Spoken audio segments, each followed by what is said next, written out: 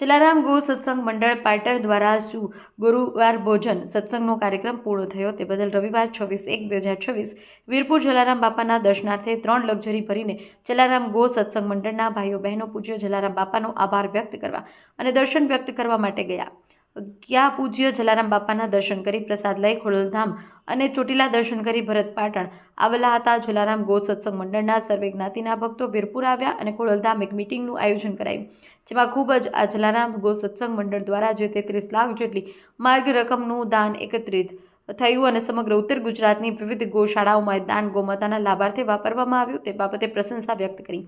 R G ઠક્કરનું સન્માન પણ કરવામાં આવ્યું, સાથે જ વિવિધ વડીલોનું બહેનોનું પણ સન્માન કરવામાં આવ્યું। જલારામ ગો સત્સંગ મંડળ દ્વારા જે પાટણ પંથકમાં દર ગુરુવારે સાંજે 8:30 થી 10:30 સુધી 2 કલાક સમય દરમિયાન ભજન થતા હતા, એમાં જે કોઈ જ્ઞાતિના વ્યક્તિ પોતાના નિસ્વાર્થે ભજન કરાવવા હોય કરાવી શકે છે।